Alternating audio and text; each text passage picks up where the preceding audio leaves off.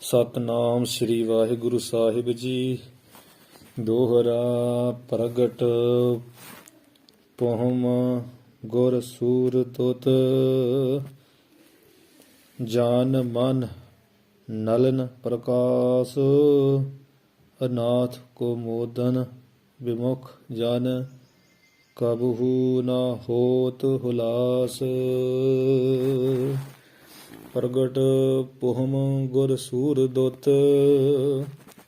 ਵਾਹਿਗੁਰੂ ਜੀ ਕਾ ਖਾਲਸਾ, ਵਾਹਿਗੁਰੂ ਜੀ ਕੀ ਫਤਿਹ। ਸੋ ਆਪਾਂ ਵਿਚਾਰ ਮਾਲਾ ਗ੍ਰੰਥ ਪੜ੍ਹ ਰਹੇ ਹਾਂ। ਗੁਰੂ ਸਾਹਿਬ ਦੀ ਕਿਰਪਾ ਨਾਲ ਕੱਲ 4 ਆਪਾਂ ਜਿਹੜੇ ਦੋਹਰੇ ਪੜ੍ਹੇ ਸੀ, ਆਰੰਭਤਾ ਦੇ ਹੋਣੇ ਕਰਕੇ ਕੁਝ ਸੂਖਸ਼ਮ ਵਿਚਾਰਾਂ ਜੋ ਸਮਝ ਵਿੱਚ ਸਹੀ ਰੂਪ ਵਿੱਚ ਛੇਤੀ ਨਹੀਂ ਪੈਂਦੀਆਂ, ਇਸ ਕਰਕੇ ਥੋੜ੍ਹਾ ਆਪਾਂ ਹੌਸਲੇ ਨਾਲ ਹੀ ਪੜ੍ਹ ਰਹੇ ਹਾਂ। ਆਓ ਅੱਜ ਆਪਾਂ 6ਵਾਂ ਦੋਹਰਾ ਵਿਚਾਰਨਾ ਕਰੀ। ਜੋ ਇਹ ਦੋਹਰਾ 6ਵਾਂ ਪ੍ਰਗਟ ਪਹੁਮ ਗੁਰ ਸੂਰ ਦੁੱਤ, ਇਹਦਾ ਸਹੀ ਪਾਠ ਜਿਹੜਾ ਪਹੁਮ ਸ਼ਬਦ ਹੈ, ਇਹਦੇ ਮੰਮੇ ਨੂੰ ਸਿਹਾਰੀ ਹੈ, ਇਹ ਸ਼ੁੱਧ ਕਰ ਲੈਣਾ। ਪਹੁਮ ਮੰਮੇ ਸਿਹਾਰੀ ਪਾ ਕੇ, ਤੇ ਜਿਹੜਾ ਪਾਠ ਹੈ ਕੁਮੋਦਨ, ਇਹਦੇ ਕੱਕੇ ਔਂਕੜ ਹੈ ਤੇ ਨੰਨੇ ਸਿਹਾਰੀ ਪਾਉਣੀ। ਕੁਮੋਦਨ ਐਵੇਂ ਲਿਖਣਾ। ਜਿੱਥੇ ਆਇਆ ਕਬਹੂ ਨਾ ਹੋਏ ਹੁਲਾਸ, ਇੱਥੇ ਜਿਹੜਾ ਮੁੱਖ ਰੂਪ ਵਿੱਚ ਪਾਠ ਆ ਉਹ ਹੋਏ ਆ, ਤੇ ਦੂਸਰਾ ਪਾਠ ਹੋਤ ਵੀ ਹੈ। ਕਬਹੂ ਨਾ ਹੋਤ ਹੁਲਾਸ ਇਹ ਦੂਸਰਾ ਪਾਠ, ਕਬਹੂ ਨਾ ਹੋਏ ਹੁਲਾਸ ਇਹ ਪਹਿਲਾ ਪਾਠ ਕਰ ਲੈਣਾ। ਹਾਂਜੀ, ਇਹ ਭਾਈ ਇਸ ਪਹੁਮ ਨਾਮ ਧਰਤੀ ਦਾ ਹੈ। ਧਰਤੀ ਦੇ ਉੱਪਰ ਗੁਰੂ ਦੀ ਜਿਹੜੀ ਦੁੱਤ ਸੋਭਾ ਆ, ਪ੍ਰਕਾਸ਼ ਆ, ਉਹ ਸੂਰਜ ਦੇ ਪ੍ਰਕਾਸ਼ ਵਾਂਗ ਪ੍ਰਗਟ ਪ੍ਰਤਾਖੀ ਹੈ। ਸੂਰਜ ਹੀ ਫਿੱਕਾ ਪੈ ਜਾਂਦਾ ਜਿੱਤੇ ਸਤਿਗੁਰੂ ਨਾਨਕ ਪ੍ਰਗਟਿਆ, ਮਿੱਟੀ ਧੁੰਦ ਜਗ ਚਾਨਣ ਹੋਵਾ, ਤੇ ਸੂਰਜ ਅੱਗੇ ਤੇ ਧੁੰਦ ਟਿਕ ਜਾਂਦੀ ਹੈ, ਗੁਰੂ ਅੱਗੇ ਧੁੰਦ ਨਹੀਂ ਟਿਕਦੀ। ਇਸ ਕਰਕੇ ਇੱਥੇ ਪ੍ਰਮਾਣ ਤੌਰ ਤੇ ਵੀ ਧਰਤੀ ਦੇ ਉੱਪਰ ਗੁਰੂ ਦੀ ਜਿਹੜੀ ਸੋਭਾ ਪ੍ਰਕਾਸ਼ ਆ, ਉਹ ਸੂਰਜ ਦੇ ਵਾਂਗ ਆ। ਜਿਵੇਂ ਸੂਰਜ ਚੜ੍ਹੇ ਤੇ ਲੋਕਾਂ ਨੂੰ ਚਾਨਣ ਹੋ ਜਾਂਦਾ ਹੈ। ਜਾਨ ਮਨ ਨਲਨ ਪ੍ਰਕਾਸ਼, ਜੋ ਜਨ ਸੇਵਕਾਂ ਦੇ ਮਨ ਰੂਪੀ ਨਲਨ ਕਹੀਏ ਕਮਲ, ਮਨ ਰੂਪੀ ਕਮਲਾਂ ਨੂੰ ਪ੍ਰਕਾਸ਼ ਖਿੜਾਉਣ ਵਾਲੇ। ਜਿਵੇਂ ਸੂਰਜ ਚੜ੍ਹੇ ਤੇ ਕਮਲ ਫੁੱਲ ਖਿੜ ਜਾਂਦੇ ਆ, ਇਸੇ ਤਰ੍ਹਾਂ ਸੇਵਕਾਂ ਭਗਤਾਂ ਜਨਾਂ ਦੇ ਜਿਹੜੇ ਮਨ ਹੈ ਉਹ ਤੇ ਹੈ ਕਮਲਾਂ ਦੀ ਨਿਆਈ, ਤੇ ਜਦੋਂ ਗੁਰੂ ਰੂਪੀ ਸੂਰਜ ਸਾਧ ਸੰਗਤ ਵਿੱਚ ਆ ਕੇ ਵਿਰਾਜਮਾਨ ਹੁੰਦੇ ਆ, ਸੇਵਕਾਂ ਦੇ ਮਨ ਰੂਪੀ ਕਮਲ ਪ੍ਰਕਾਸ਼ ਖੜੇ ਹੋ ਜਾਂਦੇ, ਐ ਖਿੜ ਜਾਂਦੇ। ਅਥਵਾ ਕਿ ਗੁਰੂ ਦੇ ਜਿਹੜੇ ਬਚਨ ਰੂਪੀ ਕਿਰਨਾਂ, ਜਿਵੇਂ ਸੂਰਜ ਚੋਂ ਕਿਰਨਾਂ ਨਿਕਲਦੀਆਂ ਤੇ ਕਮਲ ਫੁੱਲ ਪ੍ਰਕਾਸ਼ ਹੁੰਦਾ ਨਾ, ਐਵੇਂ ਗੁਰੂ ਦੇ ਜਿਹੜੇ ਬਚਨ ਆ ਤੇ ਉਹ ਬਚਨਾਂ ਰੂਪੀ ਕਿਰਨਾਂ, ਜਦੋਂ ਬਚਨ ਮਹਾਰਾਜ ਕੱਢਦੇ ਉਹ ਕਿਰਨਾਂ ਮਨ, ਉਹ ਕਿਰਨਾਂ ਦੇ ਨਾਲ ਜਿਹੜੇ ਜਨ ਸੇਵਕ ਜਗਿਆਸੂ ਹੈ, ਮੁਕਤੀ ਦੀ ਇੱਛਾ ਵਾਲੇ, ਉਹਨਾਂ ਦੇ ਮਨ ਰੂਪੀ ਕਮਲ ਪ੍ਰਕਾਸ਼ ਪ੍ਰਫੁੱਲਤ ਹੋ ਜਾਂਦੇ, ਖਿੜ ਜਾਂਦੇ ਹਨ। ਅਨਾਥ ਕੋ ਮੋਦਨ ਵਿਮੁਖ ਜਨ। ਅਨਾਥ ਕਵੀ ਜੀ ਕਥਨ ਕਰਦੇ ਆ ਕਿ ਗੁਰੂ ਤੋਂ ਜਿਹੜੇ ਬੇਮੁਖ ਲੋਕ ਆ, ਉਲਟੇ ਮੁਖ ਵਾਲੇ ਮਨਮੁਖ ਲੋਕ, ਸਾਕਤ ਲੋਕ, ਜਿਹੜੇ ਸਾਖਤ ਜਨ ਪੁਰਸ਼ ਆ, ਬੇਮੁਖ ਤੇ ਸਾਖਤ ਪੁਰਸ਼ ਗੁਰੂ ਤੋਂ ਜਿਹੜੇ ਬੇਮੁਖ ਹੋਏ ਆ, ਸਾਖਤ ਟੁੱਟੇ ਹੋਏ ਆ, ਤੇ ਉਹ ਕੀ ਕਮੀਆਂ ਦੀ ਨਿਆਈ, ਜਿਹੜੇ ਰਾਤ ਦੇ ਕਮੀਆਂ ਨਹੀਂ ਹੁੰਦੀਆਂ, ਨੀਲੋਫਰ ਰਾਤ ਨੂੰ ਖੇਡਣ ਵਾਲੇ ਕਮਲ ਆ, ਉਹ ਰਾਤ ਨੂੰ ਖੇਡਦੇ ਚੰਦਰਮਾ ਦੀ ਪ੍ਰਕਾਸ਼ ਨਾਲ, ਦਿਨੇ ਉਹ ਮੂੰਦੇ ਜਾਂਦੇ ਆ। ਇੱਕ ਰਾਤ ਦਿਨੇ ਖੇਡਦੇ ਆ ਸੂਰਜ ਦੇ ਪ੍ਰਕਾਸ਼ ਨਾਲ, ਜਿਹੜੇ ਰਾਤ ਖੇਡਦੇ ਆ ਉਹ ਚੰਦਰਮਾ ਦੇ ਪ੍ਰਕਾਸ਼ ਨਾਲ, ਉਹਨਾਂ ਨੂੰ ਕਵੀਆਂ ਕਹਿੰਦੇ। ਕੌਲ ਤੂੰ ਹੈ ਕਵੀਆਂ ਤੂੰ ਆਪੇ ਵੇਖ ਵਿਗਾਸ, ਗੁਰਬਾਣੀ ਕਹਿੰਦੀ। ਤੇ ਉਹ ਬੇਮੁਖ ਲੋਕ ਤੇ ਸਾਖਤ ਜਿਹੜੇ ਲੋਕ ਪੁਰਖ ਜਾਣੇ ਆ, ਉਹ ਕਵੀਆਂ ਦੀ ਨਿਆਈ ਹੈ। ਕਬਹੂ ਨਾ ਹੋਏ ਹੁਲਾਸ, ਉਹਨਾਂ ਨੂੰ ਕਦੇ ਵੀ ਗੁਰੂ ਰੂਪੀ ਸੂਰਜ ਨੂੰ ਦੇਖ ਕੇ ਹੁਲਾਸ, ਪ੍ਰਸੰਨਤਾ, ਖੁਸ਼ੀ ਨਹੀਂ ਹੋਏ ਕਹੀਏ ਹੁੰਦੀ। ਜੇ ਹੋਰ ਪਾਠ ਹੋਵੇ ਤਾਂ ਵੀ ਇਹੀ ਵਰਤ ਪਾਉਂਦਾ ਹੁੰਦਾ ਜਾਂ ਹੁੰਦੀ, ਕਿ ਕਦੀ ਵੀ ਉਹਨਾਂ ਨੂੰ ਹੁਲਾਸ, ਪ੍ਰਸੰਨਤਾ, ਖੁਸ਼ੀ ਨਹੀਂ ਹੁੰਦੀ। ਹੋਦ ਦਾ ਅਰਥ ਵੀ ਹੁੰਦੀ, ਹੋਏ ਦਾ ਅਰਥ ਵੀ ਹੁੰਦੀ ਹੈ। ਸੂਰਜ ਨੂੰ ਵੇਖ ਕੇ ਕਮੀਆਂ ਮੁਰਝਾ ਜਾਂਦੀਆਂ ਤੇ ਕਮਲ ਫੁੱਲ ਖਿੜ ਜਾਂਦੇ। ਸਿੱਖ ਸੇਵਕ ਤੇ ਕਮਲ ਫੁੱਲ ਦੇਣ ਵਾਲੇ ਖਿੜ ਜਾਂਦੇ ਆ ਉਹਨਾਂ ਦੇ ਮਨ, ਤੇ ਜਿਹੜੇ ਬੇਮੁਖ ਆ, ਸਾਖਤ ਲੋਕ ਆ, ਮਨਮੁਖ ਲੋਕ ਆ, ਕਮੀਆਂ ਵਾਂਗੂ ਮੁਰਝਾ ਜਾਂਦੇ ਆ। ਗੁਰੂ ਦੇ ਬਚਨ ਸੁਣ ਕੇ, ਗੁਰੂ ਦਾ ਨਾਮ ਸੁਣ ਕੇ ਮਨਮੁਖ ਪੁਰਸ਼ ਨੇ ਮਾਰੀ ਜਾਂਦੇ। ਜੇ ਕੋ ਬੋਲੇ ਸੱਚ ਕੂੜਾ ਜਲ ਜਾਵੇ, ਨਾ ਸੰਗਤ 'ਚ ਬਹਿੰਦੇ, ਘਰੇ ਹੀ ਲੂ ਕੰਡੇ ਖੜੇ ਕਰੀ ਜਾਂਦੇ ਆ। ਸਾਨੂੰ ਲਾਉਂਦੇ ਗੱਲਾਂ ਜੀ, ਅਸੀਂ ਅੰਮ੍ਰਿਤ ਨਹੀਂ ਛਕਿਆ, ਸਾਨੂੰ ਗੱਲਾਂ ਕਰਦੇ ਆ, ਜਾਂ ਨਿੰਦਾ ਕਰਨ ਵਾਲੇ ਨੂੰ ਬੜੀਆਂ ਗੱਲਾਂ ਲੱਗਦੀਆਂ ਗੁਰੂ ਘਰਾਂ, ਕਿਉਂਕਿ ਸਤਿਗੁਰੂ ਦੇ ਬਚਨ ਤੇ ਸੱਚੇ ਆ। ਝੂਠਿਆਂ ਸਾਡੇ ਵਰਗਿਆਂ ਨੂੰ ਫਿਰ ਉਹ ਲੱਗਦਾ ਦੋਸ਼, ਅੱਗ ਲੱਗਦੀ। ਜਦੋਂ ਜ਼ਖਮ ਹੋਊਗਾ ਉਹਨੂੰ ਹੀ ਲੂਣ ਲੱਗਣਾ, ਦੂਜੇ ਨੂੰ ਥੋੜ੍ਹੀ ਲੱਗਣਾ। ਸਾਡੇ ਜੋ ਔਗਣ ਗੁਰੂ ਦੀ ਬਾਣੀ ਸੱਚੀ ਸੁੱਚੀ, ਉਹ ਜਦੋਂ ਦੀ ਵਿਆਖਿਆ ਹੁੰਦੀ ਉਹ ਫਿਰ ਸਾਡੇ 'ਤੇ ਢੁੱਕਦੀ ਹੈ, ਫਿਰ ਸਾਨੂੰ ਲੂਣ ਲੱਗਦਾ ਸਾਡੇ ਜ਼ਖਮਾਂ 'ਤੇ। ਫਿਰ ਕਹਿੰਦੇ ਜੀ ਸਾਨੂੰ ਲਾ ਲਾ ਕੀਤੀਆਂ ਗੱਲਾਂ। ਸੋ ਰਹੋ ਵਿਚਾਰ ਦੋਹਰਾ, ਟੇਰਤ ਸਤਿਗੁਰ ਮਇਆ ਕਰ। ਇੱਥੇ ਟੇਰਤ ਜਿਹੜਾ ਪਾਠ ਉਹਦੇ ਤੱਤੇ ਨੂੰ ਸਿਹਾਰੀ ਹੈ, ਸਹੀ ਰੂਪ ਵਿੱਚ ਤੱਤੇ ਸਿਹਾਰੀ ਪਾ ਕੇ ਟੇਰਤ ਸਤਿਗੁਰ ਮਇਆ ਕਰ। ਬਾਕੀ ਪਾਠ ਐਵੇਂ। ਤੇ ਮੋਹ ਜਿਹੜਾ ਲਿਖਿਆ ਇੱਥੇ, ਮੋਹੇ ਸ਼ਬਦ ਵੀ ਹਾਹੇ ਨੂੰ ਸਿਹਾਰੀ। ਮੋਹੇ ਨੀਂਦ ਸੋਵੰਤ, ਜਗਿਓ ਗਿਆਨ ਲੋਚਨ ਖੁੱਲੇ।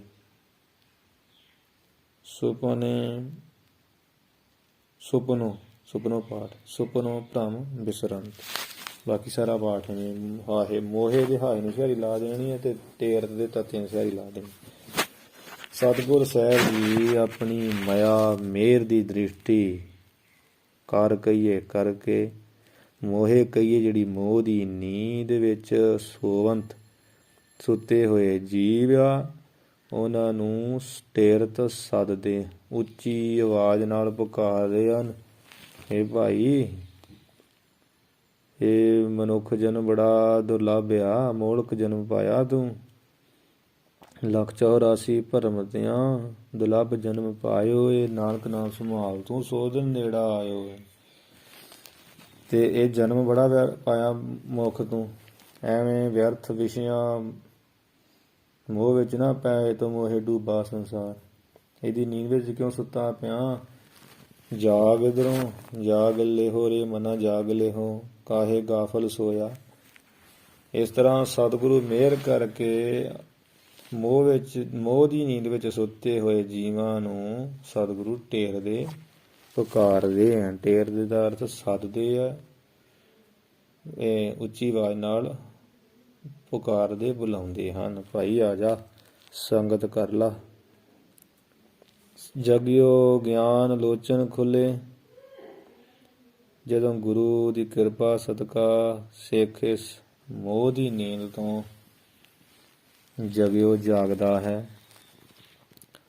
ਤਦੋਂ ਇਹਦੇ ਜਿਹੜੇ ਗਿਆਨ ਰੂਪੀ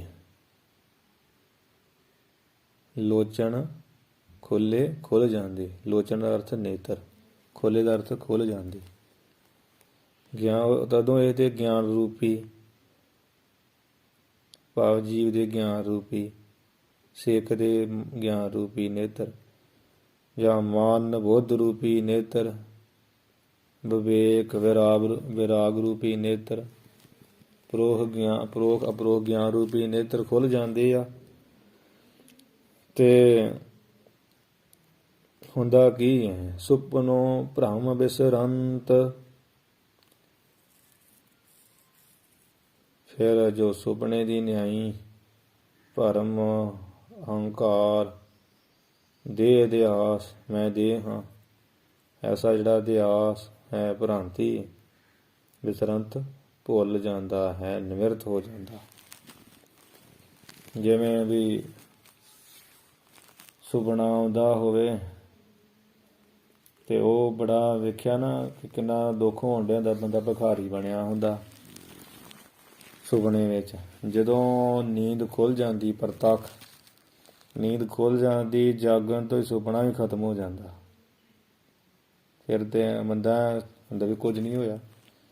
ਇਸੇ ਤਰ੍ਹਾਂ ਸੁਪਨੇ ਦੀ ਨਿਆਈ ਜਿਹੜਾ ਭਰਮ ਆ, ਸੰਸਾਰ ਨੂੰ ਸੁੱਖ ਰੂਪ ਮੰਨਿਆ, ਦੇਹ ਆਦਿ ਦਾ ਜਿਹੜਾ ਅਧਿਆਸ, ਹੰਕਾਰ ਆ, ਮਾਣ ਆ, ਹੰਗਤਾ, ਮਮਤਾ, ਇਹ ਸਾਰਾ ਹੀ ਵਿਸਰੰਤ ਭੁੱਲ ਜਾਂਦਾ। ਜਦੋਂ ਗਿਆਨ ਮਨ ਬੁੱਧ ਰੂਪੀ, ਵਿਵੇਕ ਵਿਰਾਗ ਰੂਪੀ ਨਹੀਂ ਭੁੱਲਦੇ ਗੁਰੂ ਦੀ ਕਿਰਪਾ ਨਾਲ, ਉਦੋਂ ਹੀ ਇਹ ਜਿਹੜਾ ਜਿਵੇਂ ਪਿੱਛੇ ਆਇਆ ਵੀ ਸੁਪਨੇ ਦੀ ਨਹੀਂ ਸੰਸਾਰ, ਭਰਮ ਰੂਪੀ ਜਿਹੜਾ ਹਨੇਰਾ, ਇਹ ਫਿਰ ਭੁੱਲ ਜਾਂਦਾ ਹੈ, ਵਿਸਰ ਜਾਂਦਾ ਹੈ। ਸੁਪਨੋਂ ਭ੍ਰਮ ਵਿਸਰੰਤ।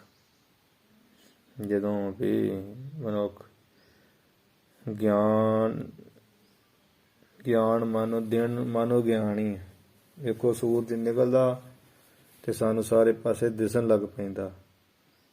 ਦਿਨ ਰੂਪੀ ਮਾਨੋ ਗਿਆਨ ਦੀ ਅਵਸਥਾ ਵਿੱਚ ਹੋ ਕੇ ਜਦੋਂ ਜੀਵ ਦੇ ਮਨ ਬੁੱਧ ਰੂਪੀ ਨੇਤਰ, ਲੋਚਨ ਨੇਤਰ ਖੁੱਲ ਜਾਂਦੇ ਆ, ਜਾਗ ਪੈਂਦਾ ਹੈ।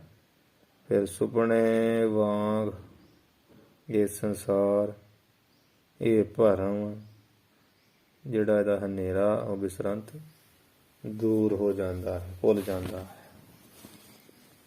ਦੋਹਰਾ ਗੁਰ ਬਿਨ ਭ੍ਰਮ ਲਗ ਭੂਲ ਗੋ, ਭੇਦ ਲਹੈ ਬਿਨ ਸਵਾਨ, ਕੇ ਹਰ ਬਪ ਝਾਈ ਨਿਰਖ, ਪਰਿਉ ਕੂਪ ਅਗਿਆਨ। ਗੁਰ ਬਿਨ ਭ੍ਰਮ ਲਗ ਭੂਲ ਗੋ, ਇਹਦੇ ਸ਼ੁੱਧ ਪਾਠ ਤੇ ਸੋਧ ਲੈਣਾ। ਲਗ ਗੱਗੇ ਨੂੰ ਸਿਹਾਰੀ ਲਾ ਕੇ ਲਗ, ਤੇ ਮੁੱਖ ਪਾਠ ਹੈ ਭੂਲ ਗੋ। ਭੇਦ ਲੈਂਕੜੇ ਲੱਲੇ ਸਿਹਾਰੀ ਤੇ ਗੱਗੇ ਹੋੜਾ ਭੂਲ ਗੋ, ਲਗ ਭੂਲ ਗੋ। ਭੇਦ ਲਹੇ ਪਾਠ ਨਹੀਂ, ਇੱਥੇ ਲਾਹ ਹਾਏ ਨੂੰ ਦਲਾਵਾਂ ਲਾ ਕੇ ਕਰਨਾ। ਭੇਦ ਲਹੈ ਬਿਨ ਸੁਆਨ। ਕੇਹਰ, ਕੇਹਰ ਦੇ ਸ਼ਬਦ ਦੇ ਵੀ ਰਾਰੀ ਨੂੰ ਸਿਹਾਰੀ ਪਾ ਲੈਣੀ, ਕੇਹਰ। ਤੇ ਬਪ ਝਾਈ ਨਿਰਖ, ਨਿਰਖ ਦੇ ਖੱਖੇ ਨੂੰ ਸਿਹਾਰੀ ਪਾ ਲੈਣੀ ਹੈ। ਪਰਿਉ ਕੂਪ ਅਗਿਆਨ, ਅਗਿਆਨ ਠੀਕ ਹੈ।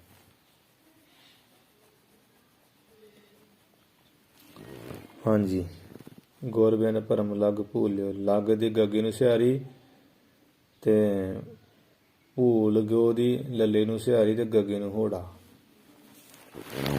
ਗੁਰੂ ਤੋਂ ਬਗੈਰ, ਬਿਨ ਦਾ ਅਰਥ ਬਗੈਰ, ਗੁਰੂ ਤੋਂ ਬਗੈਰ ਇਹ ਜੀਵ ਜਿਹੜਾ ਭਰਮ ਵਿੱਚ ਲੱਗ ਕਰਕੇ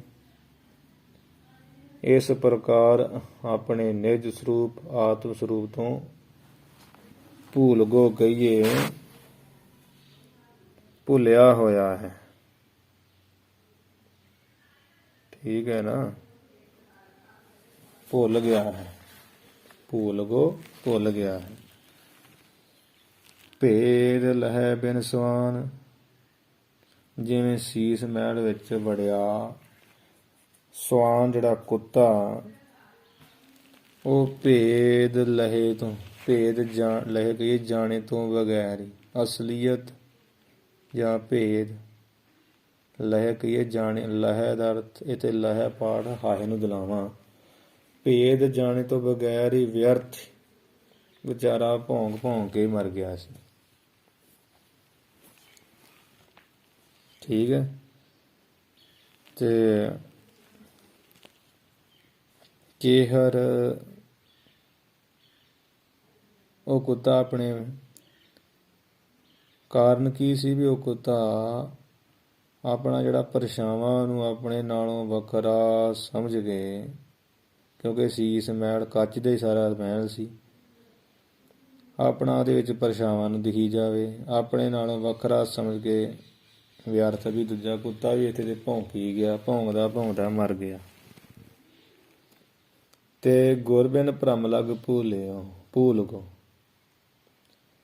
ਤਿਵੇਂ ਜੀਵ ਜਿਹੜਾ ਗੁਰੂ ਤੋਂ ਬਿਨਾਂ ਆਪਣੇ ਨਿਜ ਸਰੂਪ ਨੂੰ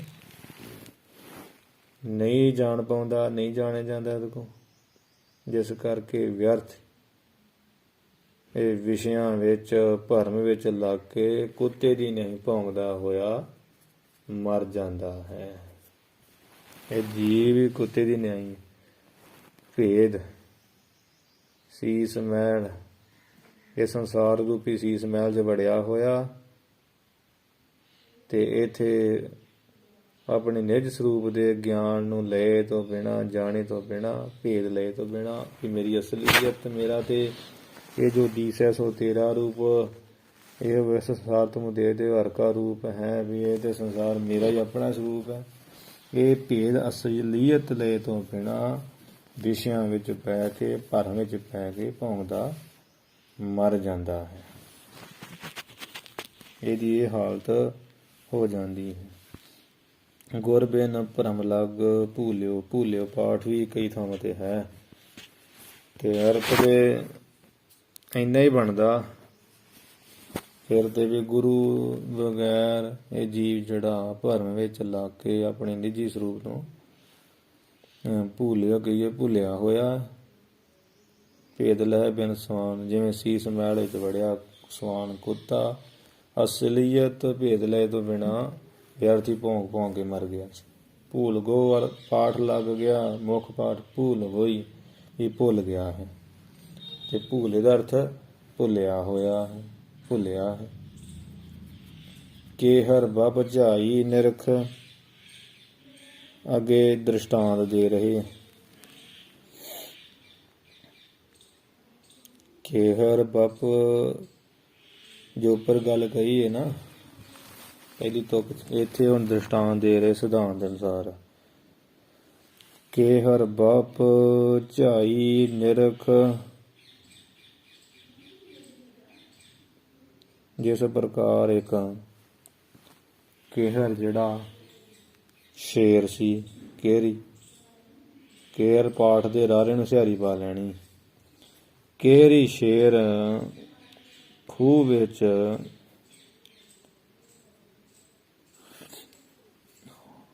ਵਿੱਚ ਆਪਣੇ ਜਿਹੜਾ ਬਾਪ ਸਰੀਰ ਹੈ, ਬਾਪ ਦਾ ਅਰਥ ਸਰੀਰ ਦੀ ਝਾਈ ਪਰਛਾਵਾਂ, ਪ੍ਰਤੀਬਿੰਬ ਕਾਲੋ ਪਰਛਾਵਾਂ ਕਾਲ, ਉਹਨੂੰ ਨਿਰਖ ਖੱਖੇ ਨੂੰ ਸਿਹਾਰੀ ਲਾਉਣੀ ਇੱਥੇ ਪਾਠ ਦੀ, ਉਹਨੂੰ ਦੇਖ ਕੇ ਤੇ ਕੀ ਹੋਇਆ, ਪਰਿਓ ਕੂਪ ਅਗਿਆਨ ਕਾਰਨ ਵਿਚਾਰਾ ਕੂਪ ਖੂਹ ਦੇ ਵਿੱਚ ਪਰਿਓ ਡਿੱਗ ਪਿਆ ਸੀ, ਜਾ ਡਿੱਗਾ। ਉਹ ਪਰਛਾਵਾਂ ਵੇਖਿਆ, ਸੋਚਿਆ ਦੂਜਾ ਸ਼ੇਰ ਵਿੱਚੇ ਛਾਲ ਮਾਰ ਦਿੱਤੀ ਤੇ ਡਿੱਗ ਕੇ ਮਰ ਗਿਆ। ਸੋ ਦਾ ਦ੍ਰਿਸ਼ਟਾਂਤ ਇਹ ਤਾਂ ਹੋ ਗਿਆ ਦ੍ਰਿਸ਼ਟਾਂਤ। ਇਹਦਾ ਦ੍ਰਿਸ਼ਟਾਂਤ ਕੀ ਆ ਵੀ ਜੀਵ ਕੀ ਕਰਦਾ, ਆਪਣੇ ਸਰੂਪ ਨੂੰ ਜਾਣਦਾ ਕੋਈ ਨਹੀਂ, ਨਿਜ ਸਰੂਪ ਆਤਮ ਸਰੂਪ ਨੂੰ, ਆਪਣੇ ਸਰੂਪ ਨੂੰ ਜਾਣੇ ਤੋਂ ਬਿਨਾਂ ਅਗਿਆਨ ਦੇ ਖੂਹ ਵਿੱਚ ਡਿੱਗਿਆ ਪਿਆ ਤੇ ਇਹਦੇ ਵਿੱਚ ਡਿੱਗਾ ਪਿਆ ਹੀ ਮਰ ਜਾਂਦਾ ਤੇ ਨੇਕਾਂ ਜੂਨਾਂ 'ਚ ਪਿਆ ਰਹਿੰਦਾ। ਗੁਰੂ ਤੋਂ ਬਿਨਾਂ ਤੈਨੂੰ ਜੂਨਾ ਹੀ ਆ। ਜੇ ਕੋ ਗੁਰ ਤੇ ਬੇਮੁਖ ਹੋਵੇ ਮਨ ਸਤਿਗੁਰ ਮੁਕਤ ਨਾ ਪਾਵੇ। ਇੱਕ ਸਾਖੀ ਵੀ ਆਉਂਦੀ ਇਸੇ ਸ਼ੇਰ ਦੇ ਖੂਹ ਦੇ ਵਿੱਚ ਡਿੱਗਣ ਦੀ। ਇੱਕ ਜੰਗਲ ਵਿੱਚ ਇੱਕ ਬਹੁਤ ਹੀ ਮਸਤਿਆ ਹੋਇਆ ਸ਼ੇਰ ਰਹਿੰਦਾ ਸੀ, ਜੋ ਹਰ ਰੋਜ਼ ਅਨੇਕਾਂ ਜੀਵਾਂ ਨੂੰ ਮਾਰ ਦਿੰਦਾ। ਉਹਨਾਂ ਵਿੱਚੋਂ ਖਾਂਦਾ ਥੋੜ੍ਹਾ ਤੇ ਮਾਰ ਬਹੁਤੇ ਦਿੰਦਾ ਸੀ। ਇਹਨੂੰ ਆਦਤ ਹੁੰਦੀ ਜਿੰਨਾ ਕੁ ਖਾਣਾ ਖਾ ਲਿਆ ਬਾਕੀ ਛੱਡ ਦੇਣਾ। ਫਿਰ ਹੋਰ ਆ ਕੇ ਲੱਕੜ ਬੱਗੇ ਆ ਕੇ ਖਾਣ ਡੇ ਹੁੰਦੇ। ਸ਼ੇਰ ਦੇ ਇਸ ਰੋਜ਼ ਦੇ ਕੰਮ ਤੋਂ ਜੰਗਲ ਦੇ ਬਾਕੀ ਪਸ਼ੂ ਜਾਨਵਰ ਬਹੁਤ ਤੰਗ ਹੋਏ। ਤਦੋਂ ਸਭ ਨੇ ਜੰਗਲ ਵਿੱਚ ਪੰਚਾਇਤ ਬੁਲਾਈ ਤੇ ਸਾਰੇ ਪਸ਼ੂ ਪੰਛੀ ਜਾਨਵਰ ਇਕੱਠੇ ਹੋਏ। ਵਿਚਾਰ ਕੀਤੀ ਕਿ ਜੇਕਰ ਉਹ ਮਸਤਿਆ ਹੋਇਆ ਸ਼ੇਰ ਹਰ ਰੋਜ਼ ਇਸੇ ਤਰ੍ਹਾਂ ਕਰਦਾ ਰਿਹਾ ਤਾਂ ਅਸੀਂ ਤਾਂ ਥੋੜ੍ਹੇ ਦਿਨਾਂ 'ਚ ਹੀ ਖਤਮ ਹੋ ਜਾਵਾਂਗੇ। ਇਸ ਲਈ ਸਾਨੂੰ ਆਪਣੇ ਬਚਾਅ ਬਾਰੇ ਸੋਚਣਾ ਚਾਹੀਦਾ। ਉਸ ਵੇਲੇ ਸਾਰੇ ਇਕੱਠੇ ਹੋ ਕੇ ਸ਼ੇਰ ਦੇ ਕੋਲ ਜਾ ਪਹੁੰਚੇ। ਸ਼ੇਰ ਨੇ ਪੁੱਛਿਆ, ਤੁਸੀਂ ਸਾਰੇ ਅੱਜ ਕਿਵੇਂ ਆਏ? ਤਦ ਕੁਝ ਆਗੂ ਜਾਨਵਰ ਲੱਗੇ ਹੋਏ ਸੀ। ਕਿਹਾ, ਹੇ ਮ੍ਰਿਗ ਰਾਜਨ, ਹਿਰਨਾਂ ਦੇ ਰਾਜੇ, ਅਸੀਂ ਤੁਹਾਡੇ ਪਾਸ ਇੱਕ ਅਰਜ਼ ਕਰਨ ਲਈ ਆਏ ਹਾਂ। ਸ਼ੇਰ ਨੇ ਕਿਹਾ, ਦੱਸੋ ਮਹਾਰਾਜ, ਕੀ ਅਰਜ਼ ਕਰਨ ਆਏ ਹੋ? ਧੰਨ ਭਾਗ ਤੁਸੀਂ ਇਕੱਠੇ ਹੋ ਕੇ ਆਏ। ਜਾਨਵਰਾਂ ਨੇ ਕਿਹਾ ਕਿ ਤੁਸੀਂ ਲੋੜ ਅਨੁਸਾਰ ਖਾਣ ਤੋਂ ਬਾਅਦ ਵੀ ਅਨੇਕਾਂ ਜੀਵਾਂ ਨੂੰ ਮਾਰੀ ਜਾਂਦੇ ਹੋ। ਖਾਂਦੇ ਘੱਟ ਤੇ ਸਾਡਾ ਨੁਕਸਾਨ ਜ਼ਿਆਦਾ ਕਰਦੇ। ਇੱਕ ਤੇ ਇਹ ਕਾਰਨ। ਦੂਸਰਾ ਕਾਰਨ ਕਿ ਤੁਸੀਂ ਜੰਗਲ ਦੇ ਰਾਜੇ ਹੋ, ਤੁਹਾਨੂੰ ਭੋਜਨ ਲਈ ਆਪ ਸ਼ਿਕਾਰ ਕਰਨ ਦੇ ਲਈ ਆਉਣਾ ਪੈਂਦਾ ਸਾਡੇ ਕੋਲ। ਤੀਸਰਾ ਕਾਰਨ ਵੀ ਸਾਡੇ ਸਾਰਿਆਂ ਦੇ ਮਨ ਵਿੱਚ ਡਰ ਛਾਇਆ ਰਹਿੰਦਾ, ਪਤਾ ਨਹੀਂ ਤੁਸੀਂ ਕਿਸ ਨੂੰ ਮਾਰ ਦਿਓਗੇ। ਇਹ 3 ਕਾਰਨ ਆ ਸਾਡੇ ਆਉਣ ਦਾ। ਸ਼ੇਰ ਨੇ ਕਿਹਾ ਕਿ ਸਿੱਧੀ ਗੱਲ ਕਰੋ, ਜੋ ਵੀ ਤੁਸੀਂ ਕਰਨੀ ਚਾਹੁੰਦੇ, ਐਵੇਂ ਪਹੇਲੀਆਂ ਜਿਹੀਆਂ ਨਾ ਪਾਓ, ਲੇਲੜੀਆਂ ਨਾ ਕੱਢੋ। ਤਦੋਂ ਬਾਕੀ ਜਾਨਵਰਾਂ ਦੇ ਆਗੂ ਨੇ ਕਿਹਾ ਕਿ ਅਸੀਂ ਇਹ ਬੇਨਤੀ ਕਰਨ ਆਏ ਹਾਂ, ਤੁਹਾਨੂੰ ਹੁਣ ਸ਼ਿਕਾਰ ਕਰਨ ਦੀ ਖੇਚਲ ਨਹੀਂ ਕਰਨੀ ਪਵੇਗੀ। ਸਾਡੇ ਵਿੱਚੋਂ ਆਪ ਹੀ ਹਰ ਰੋਜ਼ ਤੁਹਾਡੇ ਕੋਲ ਜਾਨਵਰ ਪਸ਼ੂ ਪੰਛੀ ਆ ਜਾਇਆ ਕਰੇਗਾ। ਇੱਕ ਤੁਸੀਂ ਇੱਥੇ ਬੈਠੇ ਉਸ ਨੂੰ ਖਾ ਕੇ ਆਪਣਾ ਪੇਟ ਭਰ ਲਿਆ ਕਰੋ ਤੇ ਕਿਤੇ ਜਾਣ ਦੀ ਲੋੜ ਵੀ ਨਹੀਂ। ਸ਼ੇਰ ਹੱਸਿਆ, ਮੰਨ ਗਿਆ, ਕਹਿੰਦਾ ਤੇ ਬੜੀ ਗੱਲ ਬਣ ਗਈ। ਕਦੋਂ ਸਾਰੇ ਆਗਿਆ ਲੈ ਕੇ ਜਾਨਵਰ ਪ੍ਰਸੰਨ ਹੋ ਕੇ ਆਪੋ ਆਪਣੇ ਟਿਕਾਣਿਆਂ ਤੇ ਪਹੁੰਚ ਗਏ। ਉਸ ਦਿਨ ਤੋਂ ਹਰ ਰੋਜ਼ ਵਾਰੀ ਅਨੁਸਾਰ ਇੱਕ ਜੀਵ ਸ਼ੇਰ ਕੋਲ ਭੇਜ ਦਿਆ ਕਰਨ ਤੇ ਬਾਕੀ ਦੇ ਜਾਨਵਰ ਨਿਸ਼ਚਿਤ ਹੋ ਕੇ ਜੰਗਲ ਵਿੱਚ ਵਿਚਰਦੇ ਰਹਿੰਦੇ ਵੀ ਹੁਣ ਕੀ ਹੈ, ਜਿਹਦੀ ਵਾਰੀ ਉਹਨੇ ਤੇ ਮਰਨਾ ਹੀ। ਇੱਕ ਦਿਨ ਖਰਗੋਸ਼ ਦੀ ਵਾਰੀ ਆਈ। ਉਹ ਖਰਗੋਸ਼ ਬੜਾ ਚਲਾਕ ਸੀ। ਉਹ ਜਾਣ ਬੁੱਝ ਕੇ ਦੇਰੀ ਨਾਲ ਪਹੁੰਚਿਆ। ਸ਼ੇਰ ਨੇ ਨਾਰਾਜ਼ ਹੋ ਕੇ ਗੁੱਸੇ ਨਾਲ ਕਿਹਾ, ਇੱਕ ਤਾਂ ਤੂੰ ਬੜਾ ਛੋਟਾ ਜਿਹਾ, ਉਹ ਤੇਰੇ ਨਾਲ ਤੇ ਮੇਰੀ ਭੁੱਖ ਵੀ ਨਹੀਂ ਮਿਟਣੀ, ਦੂਜਾ ਤੂੰ ਦੇਰੀ ਨਾਲ ਆਇਆ, ਕੀ ਕਰਦਾ ਕੀ ਫਿਰਦਾ? ਤਦ ਸਹਿ ਨੇ ਡਰਦੇ ਕਿਹਾ, ਮਹਾਰਾਜ ਜੀ, ਮੈਂ ਆਪਣੇ ਘਰੋਂ ਦਾ ਬਹੁਤ ਦੇਰ ਦਾ ਤੁਰਿਆ ਹੋਇਆ ਸਾਂ, ਪਰ ਰਸਤੇ ਵਿੱਚ ਮੈਨੂੰ ਇੱਕ ਹੋਰ ਸ਼ੇਰ ਮਿਲ ਗਿਆ। ਉਸਨੇ ਮੈਨੂੰ ਬਹੁਤ ਗੁੱਸੇ ਨਾਲ ਕਿਹਾ ਕਿ ਮੈਂ ਤੈਨੂੰ ਖਾਣਾ ਹੈ। ਮੈਂ ਉਸਨੂੰ ਕਿਹਾ ਕਿ ਨਹੀਂ, ਇਸ ਜੰਗਲ ਦੇ ਰਾਜੇ ਨੇ ਮੈਨੂੰ ਬੁਲਾਇਆ ਹੈ, ਮੈਂ ਉਹਦਾ ਸ਼ਿਕਾਰ ਹਾਂ, ਤੂੰ ਮੈਨੂੰ ਨਹੀਂ ਖਾ ਸਕਦਾ। ਮੇਰੀ ਗੱਲ ਸੁਣ ਕੇ ਉਸਨੇ ਕਿਹਾ ਕਿ ਇਸ ਜੰਗਲ ਦਾ ਰਾਜਾ ਸਿਰਫ ਮੈਂ ਹੀ ਹਾਂ। ਫਿਰ ਮੈਂ ਉਸਨੂੰ ਆਪਣਾ ਕਹਿੰਦਾ, ਮੈਂ ਹੀ ਰਾਜਾ, ਦੂਜਾ ਰਾਜਾ ਕਿੱਥੋਂ ਆ ਗਿਆ? ਮਹਾਰਾਜ ਸ਼ੇਰ ਜੀ, ਫਿਰ ਮੈਂ ਉਹਨੂੰ ਆਪਣਾ ਛੋਟਾ ਭਰਾ ਦੇ ਕੇ ਆਪਣੀ ਜਾਨ ਬਚਾ ਕੇ ਤੁਹਾਡੇ ਕੋਲ ਆਇਆ। ਇਹ ਸੁਣ ਕੇ ਸ਼ੇਰ ਨੂੰ ਤੇ ਬੜਾ ਗੁੱਸਾ ਆਇਆ, ਅੱਗ ਭਬੂਕਾ ਹੋ ਗਿਆ। ਉਹਨੇ ਕਿਹਾ, ਤੇਰਾ ਸ਼ਿਕਾਰ ਤਾਂ ਮੈਂ ਬਾਅਦ ਵਿੱਚ ਕਰਾਂਗਾ, ਪਹਿਲਾਂ ਤੂੰ ਮੈਨੂੰ ਦੱਸ ਕਿ ਉਹ ਰਹਿੰਦਾ ਕਿੱਥੇ ਦੂਜਾ ਰਾਜਾ। ਤਦ ਖਰਗੋਸ਼ ਉਸ ਮਸਤੇ ਹੋਏ ਸ਼ੇਰ ਨੂੰ ਇੱਕ ਖੂਹ ਦੇ ਕੋਲ ਲੈ ਆਇਆ। ਚਲਾਕੀ ਨਾਲ ਉਹਦੀ ਛਾਤੀ ਹੇਠਾਂ ਹੋ ਕੇ ਥੱਲੇ ਜਿਹੇ ਵੜ ਕੇ ਖੂਹ ਦੇ ਪਾਣੀ ਵਿੱਚ ਪੈਂਦੇ ਪਰਛਾਵੇਂ ਵੱਲ ਇਸ਼ਾਰਾ ਕਰਕੇ ਸਹੇ ਨੇ ਸ਼ੇਰ ਨੂੰ ਕਿਹਾ, ਉਹ ਦੇਖੋ ਦੂਜਾ ਸ਼ੇਰ ਮੇਰੇ ਭਰਾ ਨੂੰ ਫੜ ਕੇ ਬੈਠਾ। ਸ਼ੇਰ ਨੇ ਖਰਗੋਸ਼ ਅਤੇ ਆਪਣੇ ਪਰਛਾਵੇਂ ਨੂੰ ਦੇਖ ਕੇ ਸੱਚ ਹੀ ਸਮਝ ਲਿਆ। ਉੱਚੀ ਸਾਰੀ ਭਬਕ ਮਾਰੀ। ਅੱਗੋਂ ਖੂਹ ਵਿੱਚ ਦੂਣੀ ਭਬਕ ਦੀ ਆਵਾਜ਼ ਆਈ। ਪਾਣੀ 'ਚ ਮੂਰਤੀ ਵੀ ਦਿਖੇ ਤੇ ਆਵਾਜ਼ ਵੀ ਆ ਗਈ ਅੱਗੋਂ। ਉਹ ਸਗੋਂ ਨਿਸ਼ਚਾ ਹੋ ਗਿਆ ਵੀ ਦੂਜਾ ਸ਼ੇਰ ਤੇ ਖਰਗੋਸ਼ ਫੜਿਆ। ਤਦੋਂ ਉਸ ਨੂੰ ਮਾਰਨ ਦੇ ਲਈ ਸ਼ੇਰ ਨੇ ਖੂਹ ਵਿੱਚ ਛਾਲ ਮਾਰਤੀ। ਖੂਹ ਵਿੱਚ ਡਿੱਗ ਪਿਆ, ਗੋਤੇ ਖਾ ਕੇ ਵਿੱਚੇ ਮਰ ਗਿਆ। ਸਿਆਹ ਜਿਹੜਾ ਸੀ ਖਰਗੋਸ਼ ਆਨੰਦ ਨਾਲ ਮੁੜ ਕੇ ਬਾਕੀ ਦੇ ਜਾਨਵਰਾਂ ਕੋਲੋਂ ਆ ਗਿਆ। ਸਾਰੀ ਉਹਨੇ ਕਹਾਣੀ ਦੱਸੀ ਵੀ ਆਹ ਗੱਲ ਵਰਤੀ। ਸਾਰੇ ਬੜੇ ਖੁਸ਼ ਹੋਏ, ਸਾਰਿਆਂ ਦਾ ਭੈ ਜਿਹੜਾ ਨਾਸ ਹੋ ਗਿਆ। ਸੋ ਇਹ ਸਾਖੀ ਆ, ਕਿਹਰ ਬਪ ਝਾਈ ਨਿਰਖ ਪਰਿਓ ਕੂਪ ਅਗਿਆਨ।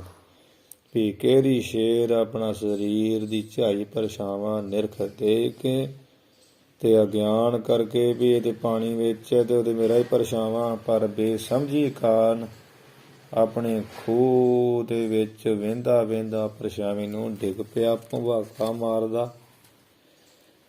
ਸੋ ਭਾਵ ਦੇ ਆ ਵੀ ਜਿਸ ਪ੍ਰਕਾਰ ਸ਼ੇਰ ਨੇ ਆਪਣਾ ਪਰਛਾਵਾਂ ਦੇ ਕੇ ਆਪਣੇ ਸਰੂਪ ਨੂੰ ਸਹੀ ਸਰੂਪ ਨੂੰ ਨਹੀਂ ਸਮਝਿਆ ਵੀ ਮੇਰਾ ਸਰੂਪ ਨਹੀਂ ਹੈ ਇਹ ਦੁੱਖ ਇਹ ਰੌਲਾ ਪਾਉਂਦਾ, ਮੇਰਾ ਸਰੂਪ ਪਾਣੀ ਵਿੱਚ ਨਹੀਂ ਆ, ਸਮਝੇ ਤੋਂ ਬਿਨਾਂ ਆਪਣੀ ਜਾਨ ਗਵਾ ਲਈ।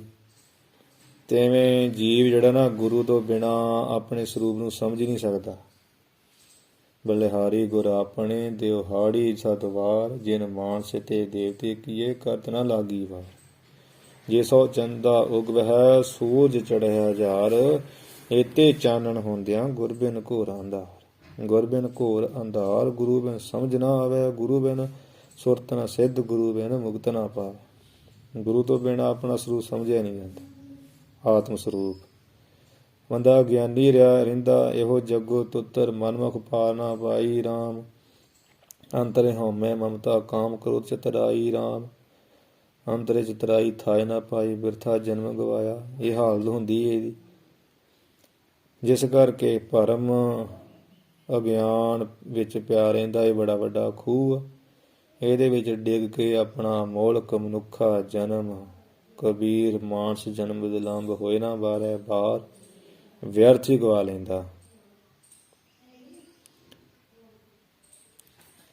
ਇਸ ਤਰ੍ਹਾਂ ਦੀ ਬੰਦੇ ਦੀ ਹਾਲਤ ਹੁੰਦੀ।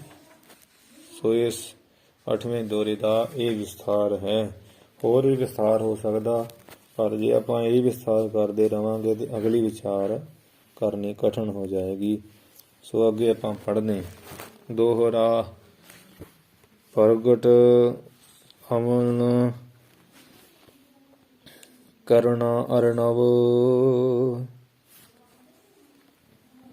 ਰਤਨ ਗਿਆਨ ਵਿਗਿਆਨ। ਪ੍ਰਗਟ ਅਮਨ ਕਰੁਣਾ ਅਰਣਵ। ਇਹ ਕਈ ਥਾਵਾਂ ਦੇ ਪਾਠ ਜਿੱਥੇ ਵੀ ਵਿਦਿਆਰਥੀ ਸੌਖਾ ਸਮਝਣ ਉੱਥੇ ਕਰੁਣਾ ਅਰਣਵ ਵੱਖਰਾ ਕਰ ਦਿੱਤਾ। ਕਈ ਥਾਵਾਂ ਦੇ ਪੋਥੀਆਂ 'ਚ ਵਿਦਵਾਨਾਂ ਨੇ ਕਰੁਣਾ ਰਣਮ ਭਾਵ ਕੰਨਾ ਹੀ ਪਾਇਆ, ਉਹਦੇ ਵਿੱਚ ਐੜਾ ਨਿਕਲ ਆਉਂਦਾ ਵੀ ਅਰਣਵ ਬਣ ਜਾਂਦਾ ਪਾਠ। ਇਵੇਂ ਲਿਖਿਆ ਕਰੁਣਾ ਰਣਮ, ਐੜਾ ਨਹੀਂ ਪਾਇਆ ਵਿੱਚ, ਤੇ ਪਾਠ ਇਕੱਠਾ ਕਰ ਦਿੱਤਾ। ਤੇ ਜੇ ਸੰਧੀ ਕਰਨ ਜਦੋਂ ਆਪਾਂ ਕਰਨੀ ਉਦੋਂ ਬਣਨਾ ਕਰੁਣਾ, ਕੰਨਾਂ ਵਿੱਚੋਂ ਐੜਾ ਨਿਕਲ ਕੇ ਬਣ ਜਾਣਾ ਅਰਣਵ। ਪ੍ਰਗਟ ਅਵਨ ਕਰੁਣਾ ਅਰਣਵ। ਇਸ ਅਵਨ ਕਹੀਏ ਧਰਤੀ ਦੇ ਉੱਪਰ ਜਿਹੜੇ ਗੁਰੂ ਹੈ ਉਹ ਪ੍ਰਗਟ ਹੀ ਪ੍ਰਤੱਖ ਹੀ ਕਰੁਣਾ ਦਇਆ ਦਾ ਤੇ ਅਰਣਵ ਕਹੀਏ ਸਮੁੰਦਰ ਹੈ। ਗੁਰਸਾਗਰ ਰਤਨੀ ਭਰਪੂਰੇ। ਜਿਵੇਂ ਸਮੁੰਦਰ ਵਿੱਚੋਂ ਅਨੇਕਾਂ ਰਤਨ ਨਿਕਲਦੇ ਆ, ਤਿਵੇਂ ਹੀ ਰਤਨ ਗਿਆਨ ਵਿਗਿਆਨ, ਤਿਵੇਂ ਗੁਰੂ ਰੂਪੀ ਜਿਵੇਂ ਸਮੁੰਦਰ ਵਿੱਚੋਂ ਰਤਨ ਨਿਕਲਦੇ ਆ, ਸੋਨਾ ਚਾਂਦੀ ਹੀਰੇ ਲਾਲ ਰਤਨ, ਤਿਵੇਂ ਗੁਰੂ ਰੂਪੀ ਜਿਹੜਾ ਸਮੁੰਦਰ ਆ ਉਹਦੇ ਵਿੱਚੋਂ ਕਿਹੜੇ ਰਤਨ ਨਿਕਲਦੇ ਆ? ਪਰੋਖ ਗਿਆਨ। ਗਿਆਨ ਦਾ ਅਰਥ ਪਰੋਖ ਗਿਆਨ, ਉਹਦੀ ਪਿੱਛੇ ਆਪਾਂ ਵਿਚਾਰ ਕੀਤੀ ਹੈ। ਪਰੋਖ ਗਿਆਨ ਕਿਹਨੂੰ ਕਹਿੰਦੇ, ਅਪਰੋਖ ਗਿਆਨ ਕਿਹਨੂੰ ਕਹਿੰਦੇ? ਪਰੋਖ ਗਿਆਨ ਤੇ ਵਿਗਿਆਨ ਕਹੀਏ ਵਿਸ਼ੇਸ਼ ਕਰਕੇ, ਵੇ ਨਾਮ ਵਿਸ਼ੇਸ਼ ਕਰਕੇ ਗਿਆਨ, ਉਹ ਕੀ ਆ? ਪਰੋਖ ਗਿਆਨ ਜਾਂ ਆਤਮ ਗਿਆਨ। ਇਸ ਰੂਪੀ ਰਤਨ ਨਿਕਲਦੇ ਆ। ਧਰਤੀ ਦੇ ਉੱਪਰ ਪ੍ਰਗਟੀ ਪ੍ਰਤਾਖੀ ਗੁਰੂ ਜਿਹੜੇ ਆ ਕਰੁਣਾ ਦਇਆ ਦਿਆਲਤਾ ਦੇ ਕਿਰਪਾ ਦੇ ਅਰਣਵ ਕਹੀਏ ਸਮੁੰਦਰ ਹੈ, ਜਿਨ੍ਹਾਂ ਵਿੱਚੋਂ ਗਿਆਨ ਪਰੋਖ ਅਪਰੋਖ ਗਿਆਨ ਰੂਪੀ ਰਤਨ ਨਿਕਲਦੇ ਹਨ। ਬਚਨ ਲਹਿਰ ਤਨ ਪਰਸ ਤੇ ਇੱਥੇ ਜਿਹੜਾ ਲਹਿਰ ਪਾਠ ਉੱਥੇ ਰਾਰੇ ਨੂੰ ਸਿਹਾਰੀ ਹੈ। ਬਚਨ ਲਹਿਰ ਤਨ ਤੇ ਤਨ ਪਾਠ ਦੇ ਵੀ ਨੰਨੇ ਨੂੰ ਔਂਕੜ ਹੈ। ਬਚਨ ਲਹਿਰ ਤਨ ਪਰਸ ਤੇ, ਜਿਵੇਂ ਸਮੁੰਦਰ ਦੀਆਂ ਲਹਿਰਾਂ ਹੁੰਦੀਆਂ ਹਨ, ਤਰੰਗਾਂ ਉੱਠਦੀਆਂ ਨਾ, ਤਿਵੇਂ ਸਤਿਗੁਰਾਂ ਦੇ ਜਿਹੜੇ ਬਚਨ ਹੈ, ਉਪਦੇਸ਼ ਹੈ, ਸਿੱਖਿਆ ਹੈ, ਇਹ ਸਿੱਖਿਆ ਉਪਦੇਸ਼ ਰੂਪੀ ਲਹਿਰਾਂ ਤਰੰਗਾਂ ਦਾ ਤਨ ਸਰੀਰ ਨਾਲ ਪਰਸ ਤੇ ਛੂੰਹਦਿਆਂ ਹੀ, ਭਾਵ ਗੁਰੂ ਦੇ ਬਚਨਾਂ ਰੂਪੀ ਲਹਿਰਾਂ ਤਰੰਗਾਂ ਨੂੰ ਕੰਨਾਂ ਦੁਆਰਾ ਸੁਣਦਿਆਂ ਸੁਣਦਿਆਂ ਹੀ, ਗੁਰੂ ਦੇ ਉਪਦੇਸ਼ ਦਾ ਕੰਨਾਂ ਦੁਆਰਾ ਸੰਬੰਧ ਹੁੰਦਿਆਂ ਹੀ ਅਗਾਹਿਓ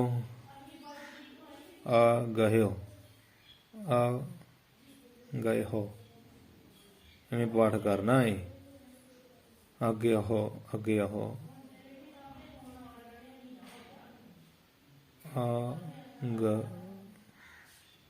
ਅੱਗੇ ਆਹੋ ਪਾਠ ਕਰਨਾ। ਅੱਗੇ ਆਹੋ ਹੋਤ ਸੁਜਾਨ, ਜਿਵੇਂ ਆਪਾਂ ਪਾਠ ਕਰਦੇ ਨਾ ਅਗਿਆਨੀ, ਇੱਥੇ ਅੱਗੇ ਆਹੋ ਨਾਮ ਅਗਿਆਨੀ ਦਾ।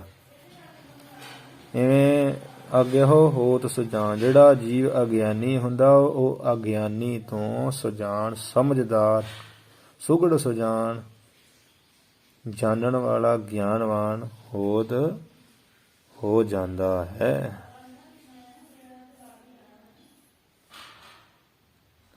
ਅਗਿਆਨੀ ਤੋਂ ਸੁਘੜ ਸੁਜਾਨ ਹੋ ਜਾਂਦਾ ਜਦੋਂ ਬਚਨਾਂ ਰੂਪੀ ਗੁਰੂ ਦੇ ਬਚਨਾਂ ਰੂਪੀ ਲਹਿਰਾਂ ਇਹ ਤਨ ਨੂੰ ਸਰੀਰ ਨੂੰ ਕੰਨਾਂ ਨੂੰ ਛੂੰਹਦੇ ਹੈ ਨਾ, ਬਚਨ ਛੂੰਹਦਿਆਂ ਹੀ ਅਗਿਆਨੀ ਤੋਂ ਸੁਘੜ ਸੁਜਾਨ ਹੋ ਜਾਂਦਾ ਜੀਵ।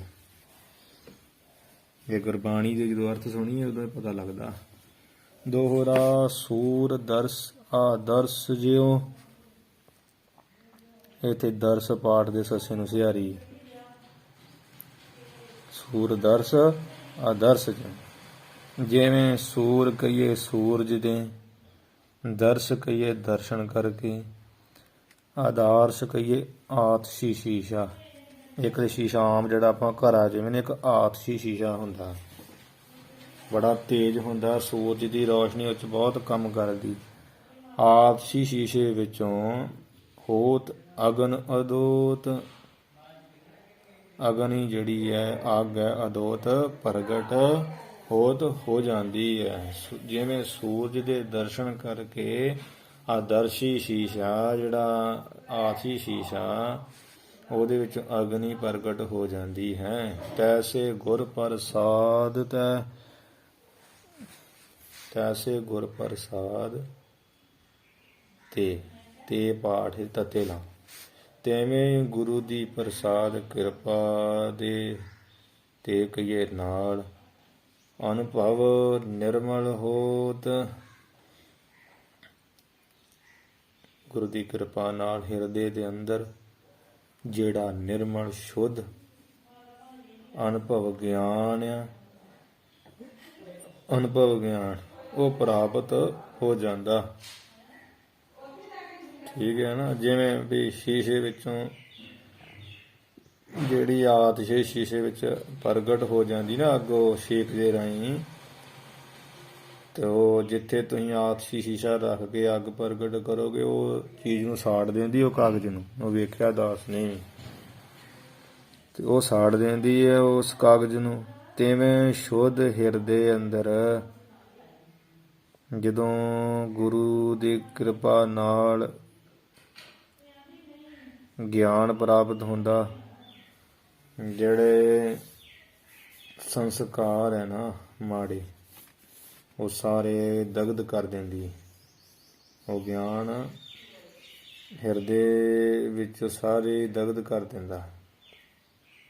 ਠੀਕ ਹੈ। ਮਾਨੋ ਸ਼ੀਸ਼ਾ ਹਿਰਦਾ ਜਿਹੜਾ ਸ਼ੁੱਧ ਹਿਰਦਾ ਜਿਹੜਾ ਸ਼ੁੱਧ ਹੋ ਜਾਂਦਾ। ਹਿਰਦਾ ਜਿਹੜਾ ਮੈਲਾ ਨਾ, ਮਾਨੋ ਸ਼ੀਸ਼ਾ ਹੈ। ਹਿਰਦਾ ਸ਼ੀਸ਼ਾ, ਗੁਰੂ ਦੀ ਜਿਹੜੀ ਕਿਰਪਾ, ਇਹ ਮਾਨੋ ਇਹ ਅਗਨੀ ਹੈ, ਗੁਰੂ ਸੂਰਜ ਹੈ। ਗੁਰੂ ਤੇ ਸੂਰਜ ਹੋ ਗਏ। ਗੁਰੂ ਦੀ ਕਿਰਪਾ ਜਾਂ ਗੁਰੂ ਦੇ ਬਚਨ ਮਾਨੋ ਅੱਗ ਹੋ ਗਈ। ਜਿਹੜਾ ਹਿਰਦਾ ਇਹ ਮਾਨੋ ਸ਼ੀਸ਼ਾ ਹੋ ਗਿਆ। ਜਿਹੜੇ ਅੰਦਰ ਸੰਸਕਾਰ ਹਿਰਦੇ ਵਿੱਚ ਮਾੜੇ ਜਾਂ ਪਾਪ ਹੈ, ਇਹ ਮਾਨੋ ਕਾਗਜ਼ ਹੋ ਗਿਆ ਜਾਂ ਕੋਈ ਵਸਤੂ ਹੋ ਗਈ, ਤੇ ਇਹਨੂੰ ਸਾੜ ਦੇਣ, ਦਗਦ ਕਰ ਦਿੰਦੇ ਗੁਰੂ ਦੀ ਕਿਰਪਾ। ਤੇ ਜਿਵੇਂ ਉਹ ਪਾਪ ਨਿਵਰਤ ਹੁੰਦਿਆਂ ਤੇ ਹੁੰਦਾ ਕੀ ਹੈ? ਸ਼ੁੱਧ ਹਿਰਦਾ, ਨਿਰਮਲ, ਮਲ ਵਖੇਪ ਅਵਰਣ ਕੁਝ ਨਹੀਂ ਰਹਿ ਜਾਂਦਾ। ਨਾ ਪਾਪਾਂ ਦੀ ਮੈਂ, ਨਾ ਵਖੇਪ ਚੰਚਲਦਾ ਹੀ, ਨਾ ਅਗਿਆਨ ਦਾ ਪੜਦਾ ਹੈ।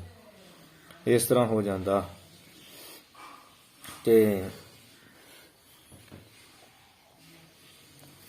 ਅਨੁਭਵ ਨਿਰਮਲ ਹੋਤ ਪਾਉ, ਉਜਲ ਅਨੁਭਵੀ ਗਿਆਨ ਹੀ ਪ੍ਰਗਟ ਹੋ ਜਾਂਦਾ ਗੁਰੂ ਦੀ ਕਿਰਪਾ ਨਾਲ। ਤੈਸੇ ਗੁਰ ਪ੍ਰਸਾਦ ਤੇ, ਤਿਵੇਂ ਗੁਰੂ ਦੀ ਪ੍ਰਸਾਦ ਕਿਰਪਾ ਦੇ ਨਾਲ ਉਸ ਜਗਿਆਸੂ ਸਿੱਖ ਦੇ ਹਿਰਦੇ ਵਿੱਚ ਜਿਹੜੀ ਸੰਸਿਆਂ ਵਰ ਰੂਪੀ ਪਾਪਾਂ ਰੂਪੀ ਮੈਲ ਆ, ਉਹ ਤੋਂ ਹਿਰਦਾ ਜਿਹੜਾ ਹੈ ਰਹਿਤ ਹੋ ਜਾਂਦਾ। ਤੇ ਅਨੁਭਵ ਨਿਰਮਲ ਹੋਤ, ਜਿਹੜਾ ਅਨੁਭਵੀ ਗਿਆਨ ਆ ਉਹ ਹੋ ਜਾਂਦਾ ਪ੍ਰਗਟ। ਪ੍ਰਮਾਣ ਤੁਹਾਨੂੰ ਦੱਸਿਆ ਹੀ ਹੈ। ਵਿਦਵਾਨ ਜਨ ਐਵੇਂ ਵੀ ਪ੍ਰਮਾਣ ਲਾਉਂਦੇ ਆ, ਇਹ ਤੈਸੇ ਗੁਰ ਪ੍ਰਸਾਦ ਤੇ, ਗੁਰੂ ਰੂਪੀ ਕੀ ਸੂਰਜ ਆ, ਇਹ ਆਪ ਨੂੰ ਦੱਸਿਆ। ਕਿਰਪਾ ਰੂਪੀ ਵਿੱਚੋਂ ਮਾਨੋ ਅਗਨੀ ਕਿਰਨਾਂ ਪ੍ਰਗਟ ਹੋ ਰਹੀਆਂ। ਹਿਰਦਾ ਰੂਪੀ ਸੀਸਾ ਆ, ਉਹਦੇ ਤੇ ਐਸੀਆਂ ਕਿਰਨਾਂ ਪੈਣ ਨਾਲ ਮਨ ਵਿੱਚ ਅਨੁਭਵੀ ਗਿਆਨ ਰੂਪੀ ਅੱਗ ਪੈਦਾ ਹੋ ਜਾਂਦੀ ਹੈ। ਕਿਵੇਂ ਹੁੰਦੀ ਆ? ਪਾਪਾਂ ਰੂਪ, ਸੰਸਕਾਰ ਰੂਪ ਇਹ ਕਾਗਜ਼ ਸੜਨ ਦੇ ਨਾਲ। ਸੋ ਇੱਥੇ ਜਿਹੜੇ ਅੱਜ 10 ਦੋਰੇ ਹੋ ਚੁੱਕੇ ਆ, ਇੱਕ ਹੋਰ ਆਪਾਂ ਕਰ ਲੈਂਦੇ ਹਾਂ, ਕਿਉਂਕਿ ਅੱਗੇ ਸਿੱਖ ਦਾ ਕਥਨੀ ਹੋਣੀ। ਦੋਹਰਾ ਜਿਮ ਚੰਦ ਹੈ ਲਹਿ ਚੰਦਰਮਾਨ, ਜਿਮ ਜਿਸ ਪ੍ਰਕਾਰ, ਜਦੋਂ ਇੱਥੇ ਕਈ ਖਰੜਿਆਂ 'ਚ ਪਾਠ ਜਿਮ ਪਾਠ ਇਵੇਂ ਸ਼ੁੱਧ ਲਿਖਿਆ ਵੀ ਮੰਮੀ ਨੂੰ ਸਿਹਾਰੀ ਵੀ ਹੈ। ਜਿਮ ਜਿਸ ਪ੍ਰਕਾਰ ਜਦੋਂ ਚੰਦਰਮਣੀ, ਚੰਦਰਕਾਂਤਾ ਮਣੀ ਨਾਮੇ ਜਿਹੜੀ ਮਣੀ ਹੈ ਉਹ ਚੰਦ ਹੈ, ਚੰਦਰਮਾ ਦੇ ਪ੍ਰਕਾਸ਼ ਨੂੰ ਲਹਿ ਪ੍ਰਾਪਤ ਕਰਦੀ ਹੈ, ਤਾਂ ਅਵੀ ਦਰਵਤ ਤੇ ਕਾਲ, ਉਸ ਤੇ ਕਾਲ ਉਸ ਸਮੇਂ ਉਸ ਵਿੱਚੋਂ ਅਵੀ ਅੰਮ੍ਰਿਤ ਦਰਵਤ ਚੋਂ ਲੱਗ ਪੈਂਦਾ ਹੈ। ਗੁਰ ਮੁਖ ਨਿਰਖਤ ਸਿੱਖ ਕੋ, ਇਸ ਪ੍ਰਕਾਰ ਗੁਰੂ ਦਾ ਜਿਹੜਾ ਮੁਖੜਾ ਹੈ, ਗੁਰਮੁਖ, ਗੁਰੂ ਦਾ ਮੁਖੜਾ ਐਸਾ ਹੀ।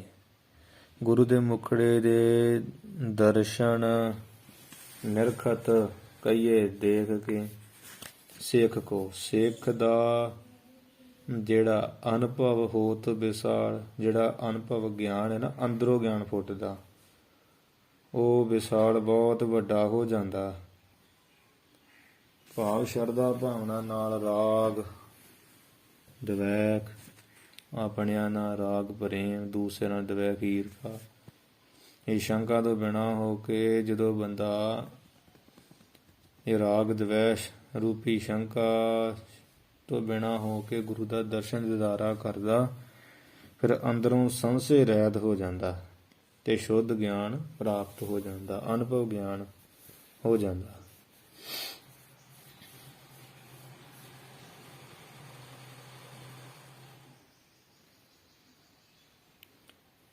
ਅਨੁਭਵ ਦਾ ਸਾਧ ਸੰਗਤ ਜੀ ਇਹ ਮਤਲਬ ਹੁੰਦਾ, ਜਿਵੇਂ ਅਨੁਬੰਧ ਦਾ ਅਰਥ ਕੀਤਾ ਸੀ, ਅਨ ਨਾਮ ਪਿੱਛੋਂ ਦਾ ਹੈ, ਪਿੱਛੋਂ ਹੀ, ਭਾਵ ਧੁਰ ਤੋਂ ਹੀ, ਜੋ ਪਿੱਛੋਂ ਹੀ ਗਿਆਨ ਹੋ,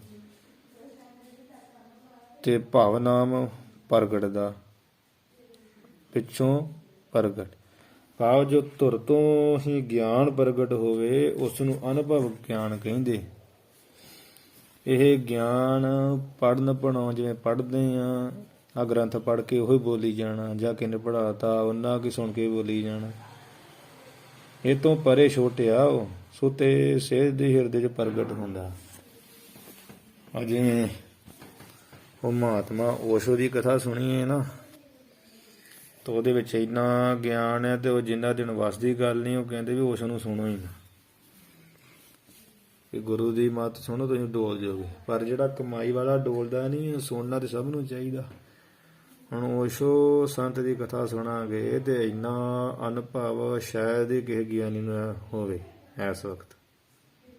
ਮਹਾਨ ਗਿਆਨ, ਬੜੀ ਵਿਚਾਰ ਡੂੰਘੀ, ਪੈਰਾਂ ਥੱਲੋਂ ਜ਼ਮੀਨ ਨਿਕਲ ਜਾਂਦੀ। ਉਹ ਪੜ੍ਹੇ ਵੀ ਬੜੇ ਠੀਕ ਹੈ ਵੀ ਇੱਕ ਗ੍ਰੰਥ ਦੀ ਬੋਲੀ ਵੱਖਰੀ ਹੁੰਦੀ, ਅਨੁਭਵ ਗਿਆਨ ਦੀ ਵੱਖਰੀ ਬੋਲੀ ਹੁੰਦੀ। ਉਹ ਅੰਦਰੋਂ ਹੀ ਬਚਨ ਫੁਰਦੇ ਆ, ਜਿਨ੍ਹਾਂ ਦੀ ਕਿਰਪਾ, ਜਿਵੇਂ ਆਪਣੇ ਵਿਦਿਆ ਦਾਤੇ ਸਨ ਗਿਆਨੀ ਅਮਰਜੀਤ ਸਿੰਘ, ਉਹ ਜਿੰਨੀ ਵੀ ਕਥਾ ਸੱਚਖੰਡ ਉਹਨਾਂ ਦੀ ਸਰਵਣ ਕੀਤੀ, ਸਾਰੀ ਅਨੁਭਵ ਗਿਆਨ ਦੀ ਕਥਾ, ਭਾਵ ਸ਼ਬਦ ਗੁਰਬਾਣੀ ਦੇ ਵਿਚਾਰਾਂ ਅੰਦਰੋਂ ਹੀ ਆਉਂਦੀਆਂ ਸਨ। ਤੇ ਹੁਣ ਸਾਡੇ ਵਰਗੇ ਤੇ ਇਵੇਂ ਹੀ ਆ, ਜਿੰਨਾ ਕੁ ਮਿਲ ਗਿਆ, ਲਿਖਿਆ ਗੁਜ਼ਰਿਆ, ਕਿ ਗਿਆਨੀ ਦਾ ਦੱਸਿਆ ਉਹੀ ਯਾਦ ਰਹਿ ਜਾਂਦਾ, ਜਾਂ ਸੁਣ ਕੇ ਬੋਲ ਦਈਦਾ। ਆਪਣੇ ਪੱਲੇ ਤੇ ਸਾਡੇ ਕਮਾਈ ਘੱਟ ਆ। ਸਿਮਰਨ ਭਗਤੀ ਬੰਦਗੀ ਕਰੀਏ, ਫਿਰ ਜਾ ਕੇ ਅਨੁਭਵ ਗਿਆਨ ਪ੍ਰਗਟ ਹੁੰਦਾ ਹੈ। ਅਨ ਨਾਮ ਪਿੱਛੋਂ ਦਾ, ਭਾਵ ਨਾਮ ਪ੍ਰਗਟ ਦਾ, ਭਾਵ ਜੋ ਧੁਰ ਤੋਂ ਹੀ ਪ੍ਰਗਟ ਗਿਆਨ ਹੋਵੇ ਉਸ ਨੂੰ ਕਹੀਦਾ ਅਨੁਭਵ।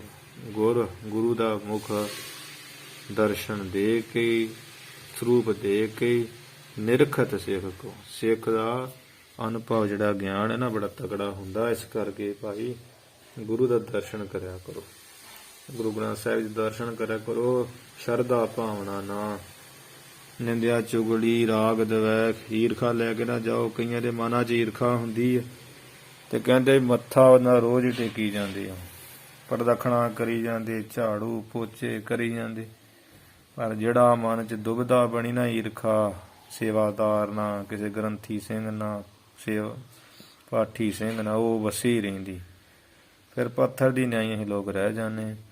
ਗੁਰੂ ਸਾਹਿਬ ਦੇ ਕਹਿੰਦੇ ਡਿੱਠੇ ਮੁਕਤ ਨਾ ਹੋਵੇ, ਜਿਚਰ ਸ਼ਬਦ ਨਾ ਕਰੇ ਵਿਚਾਰ। ਕੱਲੇ ਡਿੱਠਿਆਂ ਮੁਕਤੀ ਨਹੀਂ ਹੁੰਦੀ, ਗਿਆਨ ਨਹੀਂ ਹੁੰਦੇ ਜਿੰਨਾ ਚਿਰ ਸ਼ਬਦ ਹੀ ਵਿਚਾਰ ਨਹੀਂ ਕਰਦਾ। ਸ਼ਰਧਾ ਭਾਵਨਾ ਨਾਲ ਜਾਵੇ, ਗੁਰੂ ਨੂੰ ਪਰਮਾਤਮਾ ਸਮਝੇ, ਅਖੇ ਮੇਰਾ ਗੁਰੂ ਮਹਾਨ ਹੈ, ਪਰਮੇਸ਼ਰ ਰੂਪ ਹੈ, ਗੁਰੂ ਗ੍ਰੰਥ ਸਾਹਿਬ ਸਭ ਕੁਝ ਹਨ, ਸਮਰੱਥ ਗੁਰੂ ਹੈ, ਤਾਂ ਜਾ ਕੇ ਕਿਰਪਾ ਹੁੰਦੀ ਅਨੁਭਵ ਦੀ। ਆ ਕੇ ਅਰਥ ਕਰ ਲੈਣਾ ਗੁਰਬਾਣੀ ਦੇ ਮੈਂ, ਤੇ ਆ ਕੇ ਵੀ ਮੈਂ ਹੀ ਗਿਆਨੀ, ਗੁਰੂ ਗ੍ਰੰਥ ਸਾਹਿਬ ਮੈਂ ਹੀ ਲਿਖ ਸਕਦਾ, ਫੇਰ ਨਹੀਂ ਕੁਝ ਵੀ ਮਿਲਣਾ। ਫਿਰ ਤਾਂ ਵਿਸ਼ਟਾ ਕਾ ਕੀੜਾ ਵਿਸ਼ਟਾ ਮਾਹੇ ਸਮਾਏ, ਇੱਥੇ ਹੀ ਸਮਾਉਣਾ ਜੇ ਗੁਰੂ ਨੂੰ ਕੁੱਖ ਨਹੀਂ ਸਮਝਣਾ। ਗੁਰੂ ਮਨੁੱਖ ਨਹੀਂ ਹੈ, ਗੁਰੂ ਗ੍ਰੰਥ ਨਹੀਂ ਹੈ। ਕਹਿਣ ਤੋਂ ਮੇਰੇ ਭਾਵ ਗੁਰੂ ਇਕੱਲੇ ਗ੍ਰੰਥੀ ਨਹੀਂ ਹੈ, ਗੁਰੂ ਪ੍ਰਤੱਖ ਹਰ ਹੈ ਨਾ, ਜੋਤ ਰੂਪ ਹੈ, ਪਰਮੇਸ਼ਰ ਰੂਪ ਗੁਰੂ ਗ੍ਰੰਥ ਸਾਹਿਬ ਪ੍ਰਗਟ ਗੁਰਾਂ ਕੀ ਦੇ। ਸੋ ਸਾਧ ਸੰਗਤ ਜੀ, ਇੱਥੇ ਅੱਜ 11 ਜਿਹੜੇ ਆਪਾਂ ਪਹਿਲੇ ਵਿਸ਼ਰਾਮ ਦੇ ਦੌਰੇ ਕਰ ਚੁੱਕੇ ਹਾਂ। ਕੱਲ ਜਿਵੇਂ ਸਿੱਖ ਵੱਲੋਂ ਗੁਰੂ ਚਰਨਾਂ 'ਚ ਬੇਨਤੀ ਹੋਵੇਗੀ ਉਹ ਆਪਾਂ ਸਰਵਣ ਕਰਾਂਗੇ। ਹੁਣ ਇੱਥੇ ਹੀ ਆਪਾਂ ਸਮਾਪਤੀ ਕਰੀ। ਖੀਰਲੀਆਂ ਪੰਕਤੀਆਂ ਪੜ੍ਹ ਕੇ। ਜਿਮ ਚੰਦ ਹੈ ਲਹਿ ਚੰਦਰ ਮਣ, ਅਮੀ ਦਰਵਤ ਤਿਹ ਕਾਲ, ਗੁਰ ਮੁਖ ਨਿਰਖਤ ਸਿੱਖ ਕੋ, ਅਨੁਭਵ ਹੋਤ ਵਿਸਾਲ। ਵਾਹਿਗੁਰੂ ਜੀ ਕਾ ਖਾਲਸਾ, ਵਾਹਿਗੁਰੂ ਜੀ ਕੀ ਫਤਿਹ।